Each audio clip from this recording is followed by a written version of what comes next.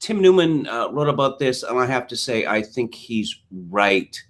Yesterday, I read the tweets of people who, for some unknown reason, had tracked it down and watched it, all severely regretted it, with some sounding as though they're never going to be able to get the images and screams out of their heads. I have no idea why people would watch a video like that. If you're an ordinary person who's never been exposed to extreme trauma, it's going to damage you in some way. If not, you're probably a psychopath. I skimmed a written description of what happens in the video, and that was more than enough for me. It's horrific. When I was in Nigeria, a video did the rounds on Facebook of two Nigerian men who'd been caught by a mob in Port Harcourt, accused of stealing laptops. They were stripped naked, beaten unconscious, and set on fire. I watched it unawares, as did a few of my colleagues. Later, we discussed it, and all of us lost sleep over it. It's why I avoided watching the video of ISIS burning the Jordanian pilot to death. I knew it would damage me psychologically. So, my advice to listeners is don't watch the video. Don't. There's no need for you to do it. We know what happened. The two girls from Norway who were sightseeing in the Atlas Mountains in Morocco were brutally murdered and beheaded. I don't know that we need any more information than that. A contrary view is that maybe some things are worth losing sleep over. Maybe getting disturbed and even traumatized is precisely what we need to get shocked back into reality and to realize who our enemies are. I don't think so, because the experience of the last 50 years has proved otherwise. We've been exposed to more and more and more horror, and all that it has done has made us less receptive to feelings. It's like, oh, blah, blah, blah. Yeah, did you see the latest horror? Yeah, I did. It's like the idea, these sort of things make us feel helpless. To be exposed to something like that. There were millions of Christians, of white Christians, who were taken as slaves by Muslims over the years.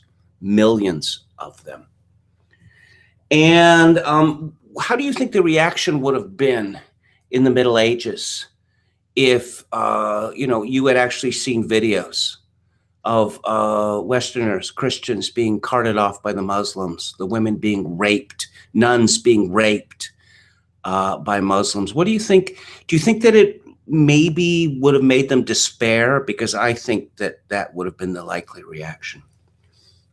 I'm torn on it because, I've seen a lot of this kind of stuff. I also saw that one where ISIS set the Jordanian pilot on fire. I've seen videos of what the cartels do when they catch people. Press briefings regularly have these kind of things available. And sometimes you just get curious enough and you watch, and they're all horrific. I don't think it desensitizes you because, as I said, I've seen suicide bombings like right up close, and I was never desensitized to it. And I'm still horrified by it every time I see it. But I think the problem is that the people who say, oh, diversity is our strength, and we have to stand by Morocco so they don't get taken over by terrorists, they're not going to be changed by this. They solidify their position from this. They see these kind of things and go, this is why we have to love them. This is why we have to show them that they have a home here, because otherwise they're all going to turn into this. Yeah, I love that argument. We have to avoid offending these people. Yeah, but I thought that this was the religion of peace. So why do we have to be so careful to avoid offending us? Well, they might kill us. That's why my partner used to say her mom's like a real shit lib. And her mom used to say, oh, you're so Islamophobic. You say all this horrible stuff about Muslims and you don't understand. Most of them are just good, peace-loving people. And then in the same breath, she would say, and aren't you worried for the safety of your kid? That you're on TV saying all this kind of stuff. And she would say, okay, so am I supposed to be afraid because they're going to kill me? Or am I supposed to think that it's bullshit that they're not going to ever want to hurt me? Which is it? You can't have both.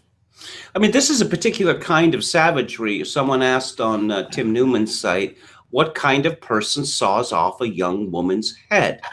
And he answered, well, yeah, that's another question entirely to which everyone except our benighted leaders know the answer.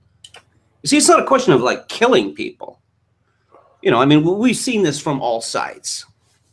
We've seen this from all sides of, victorious armies, Muslim, Christian, whatever, engaging in these mass slaughters to torture people, to torture two young women and to cut their heads off. You're sending a message. You're sending a message that you don't value human life enough to put out of its misery quickly. That's the message you're sending, that the human standards, the lowest human standards, no, you don't even meet those.